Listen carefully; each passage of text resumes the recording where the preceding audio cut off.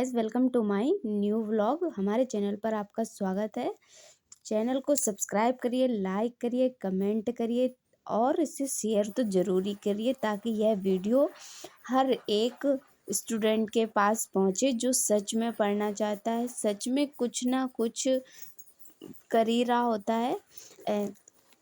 तो इसको ज़रूर शेयर करिए ताकि इस वीडियो का हर कोई लाभ ले सके। मैंने इसको बहुत ही अच्छे से डिटेल में तैयार किया है, तो चलिए इसको स्टार्ट करते हैं।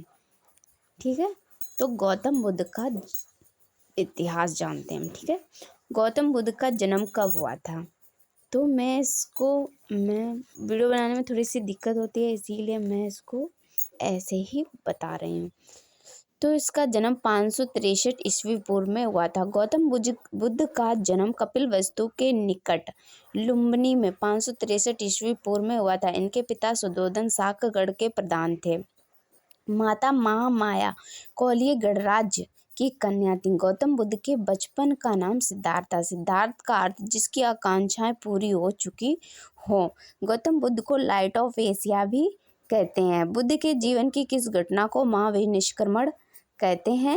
उनके मतलब गृह त्याग की घटना को महाविनिष्क्रमण कहते हैं। 29 वर्ष की अवस्था में उन्होंने गृह त्याग किया था, जिसे गौतम बुद्ध के ग्रंथों में महानिष्क्रमण की संज्ञा दी गई है। निम्नलिखित में से किस राजा के एक अभिलेख में सूचना मिलती है कि वे शाक्य मुनि गौतम बुद्ध का जन्म लुम्बिनी में हुआ था? तो वह कौन से राजा थे? अशोक। मौर्य वंशीय शासक अशोक के रुक्मिणदेही अभिलेख से यह सूचना मिलती है कि शाक्य बुद्ध का जन्म लुम्बिनी में हुआ था।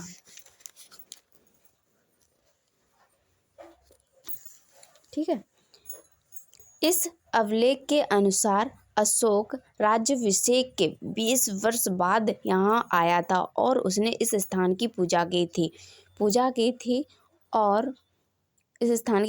थी जहाँ पर मतलब कि लुम्बिनी में उसका जन्म हुआ था। बुद्ध जी का जन्म हुआ था, उसी स्थान की उसने पूजा की थी। ठीक है, साथ ही इस अभिलेख में लुम्बिनी के बुद्ध का जन्म स्थल होने के कारण इसे कर छूट प्रदान करने की भी घोषणा का भी उल्लेख इसमें मिलता है। महात्मा बुद्ध का महापरिनिर्वाण कहाँ हुआ था? ये कुशीनगर में हुआ था। इन्होंने अपने अंतिम दिन पावापुरी में एक चंद नामक लाहौर के यहाँ बिताए थे। यहीं पर उन्होंने सुअर का मांस ग्रहण किया था, जिससे इन्हें डायरिया हो गया था। 483 वीसी में कुशीनगर में इनकी मृत्यु हो गई। 80 वर्ष की अवस्था में उन्होंने अपना शरीर त्याग दिया। बौद्ध ग्रंथों में इसे महापरिनिर्वाण की संज्ञा दी गई है। गौतम बुद्ध द्वारा अपने धर्म में दीक्षित किए जाने वाले अंतिम व्यक्ति कौन थे? सुबुद्ध थे। अपने जीवन के अंतिम वर्ष गौतम बुद्ध अपने शिष्य चुंद के यहाँ पावापुरी पहुँचे। यहाँ पर सुअर का मांस ग्रहण करने से उन्हें डायरिया हो गया था। फिर ये पावापुरी कुशीनगर चले गए और यहीं पर उन्होंने सुबुद्ध को अपना अंतिम उपदेश दिया। अलार कलाम कौन थे? अलार कलाम बुद्ध के एक गुरु थे। महान विनिष्क्रमण के बाद ज्ञान की प्राप्त खोज में ये अलार कलाम के आश्रम में पहुँचे तथा यहाँ पर उन्होंने उनसे दीक्षा ली। अलार कलाम के आश्रम में उन्होंने तपस्या की, किंतु उन्हें कोई संतुष्टि नहीं हुई। अलार कलाम सांख्य दर्शन के आचार्य थे तथा वे अपनी साधना शक्ति के लिए विख्यात थे। अलार कलाम पहले गुरु थे राजगृह मगध में, जो रुद्रक रामपूत दूसरे गुरु वैशाली थे। रुद्रक रामपूत जो थे वो दूसरे गुरु थे और पहले इनके कौन थे? अलार कलाम जी थे। महात्मा बुद्ध ने अपना पहला धर्म चक्र परिवर्तन किस स्थान पर किया था? धर्म चक्र परिवर्तन मतलब कि अपना पहला उपदेश। ठीक है, पहला उपदेश इन्होंने कहाँ दिया था? सारनाथ में दिया था। सारनाथ को श्रीपत्तनम भी कहा जाता है। यह पूर्व में 6 वर्षों की कठिन साधना के पश्चात 35 वर्ष की अवस्था में वैशाख पूर्णिमा की रात्रि को एक पीपल के वृक्ष के नीचे गौतम बुद्ध को ज्ञान प्राप्त हुआ। ज्ञान के प्राप्त होने के बाद ये बुद्ध कहलाए थे। ज्ञान प्राप्ति के पश्चात गौतम बुद्ध अपने मत का प्रचार प्रारंभ इन्होंने किया था। किया था। अरुवेला से वे सबसे पहले ऋषिपत्तनम आए। यहाँ उन्होंने 5 ब्राह्मण सन्यासियों को अपना पहला उपदेश दिया था। इस प्रथम उपदेश को धर्म चक्र परिवर्तन कहा जाता है। बुद्ध ने सर्वाधिक उपदेश कहाँ दिए थे? सर्वाधिक उपदेश इन्होंने श्रावस्ती में दिए थे। और पहला उपदेश कहाँ दिया था? पहला उपदेश इन्होंने सारनाथ में 5 ब्राह्मणों को दिया था। ध्यान में रखते हुए चलेंगे। बुद्ध के सबसे अधिक उपदेश कौशल मतलब कि कौशल राज्य में हुए थे तथा यहाँ की राजधानी श्रावस्ती में ही इन्होंने सर्वाधिक उपदेश दिए थे। श्रावस्ती को ही कौशल कहते हैं। कौशल कोई पूछ देगा कौशल क्या है? कौशल तो आपको पता हो तो आप जरूर बता देंगे। बुद्ध कौशाम्बी किसके राजकाल में आए थे? उदयन के काल में है। महात्मा बुद्ध वस्त राज के शासन काल में कौशाम्बी आए थे। बुद्ध की मृत्यु के पश्चात प्रथम बौद्ध संगति की अध्यक्षता किसने की थी? मां कश्यप द्वारा की गई थी। प्रथम बौद्ध संगति बुद्ध की मृत्यु के तत्काल बाद राजगृह सप्तपर्णी गुफा में हुई थी। इस समय मगध का शासक अजातशत्रु था। उस समय मगध का शासक कौन था? अजातशत्रु था। इस संगीत की अध्यक्षता मां कश्यप ने की थी तथा इसमें बुद्ध के प्रमुख शिष्य आनंद और उपाली भी उपस्थित थे।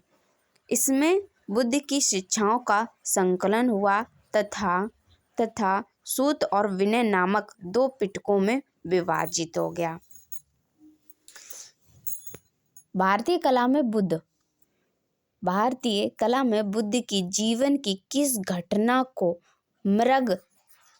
ये इतना इम्पोर्टेंट नहीं है लेकिन मैंने लिख तो लिया था इसको कि शायद मैं आपको इसको बता दूं। आप ध्यान में रखिएगा, वैसे इसको ज़्यादा कुछ वो नहीं है। तो किस घटना को मृग चित्रण का सहित चक्र द्वारा हुआ है? इसका प्रथम उपदेश जो है इसमें मृग सहित जो चक्र है इसी घटना से संबंधित है। बुद्ध ने अपना प्रथम उपदेश सारनाथ में मृगदाव हरिवन में दिया था, श्रीपत्तनम में। गौतम बुद्ध के प्रतीक चिन्ह कमल का संबंध किससे है? जन्म से। तो इनके कई प्रतीक हुए हैं गौतम बुद्ध के प्रतीक चिन्ह, जैसे कि हाथी गर्भ में आने का प्रतीक है, कमल जन्म का प्रतीक है, सांड यौवन का प्रतीक है, घोड़ा गृह त्याग महावीर निष्क्रमण का प्रतीक है, शेर समृद्धि का प्रतीक है, चक्र प्रथम उपदेश धर्म चक्र परिवर्तन से संबंधित है, स्तूप पद चिन्ह मृत्यु महापरिनिर्वाण से संबंधित है, बोधि वृक्ष ज्ञान प्राप्त संबोधि महाबोधि वृक्ष इसको कहा जाता है, करमापा लामा तिब्बत के मुख्य बुद्ध के संप्रदाय के किस वर्ग का है? कंगयूपा। ठीक है, कंगयूपा ध्यान रखेंगे बस। बोध गया में महाबोधि मंदिर बनाया गया था जहां गौतम बुद्ध को ज्ञान प्राप्त हुआ था। बोध गया में 6 वर्ष की साधना के पश्चात 35 वर्ष की आयु में महात्मा बुद्ध को वैशाख पूर्णिमा की रात को एक पीपल वृक्ष के नीचे ज्ञान प्राप्त हुआ था। उन्होंने दुख तथा उसके कारणों का पता लगा लिया। इसी समय से वे बुद्ध नाम से विख्यात हुए। यहीं पर महाबोधि मंदिर बनवाया गया था। है कौन सा बौद्ध पवित्र स्थल निरंजना नदी स्थित पर? बोध गया जो है यही निरंजना नदी के तट पर है। पवित्र ये तो मैंने बता दिया, इसको डिटेल में लिखा है बस और कुछ नहीं। बुद्ध के उपदेश किससे संबंधित है? आचरण की शुद्धता व पवित्रता से। महात्मा बुद्ध के उपदेश आचरण की पवित्रता और शुद्धता से संबंधित है। थैंक यू गाइस, इतना ही मैं आपको अभी बता रही हूँ। वीडियो बहुत लंबा चल जाएगा, इसीलिए आज नहीं, मैं इसको कल अब आगे का वीडियो दूंगी आप लोगों को। अगर वीडियो मेरा अच्छा लगा हो तो इसे लाइक करिए, कमेंट करिए और शेयर करिए। आगे का वीडियो मैं कल आपको दूंगी और इसको मैं पूरा कंप्लीट डिटेल में वीडियो दूंगी आप लोगों को। आपको कोई चिंता करने की ज़रूरत नहीं है। Thank you for watching. Channel को सब्सक्राइब जरूर कर लीजिएगा ताकि आपको ये वीडियो मिलता रहे। Thank you.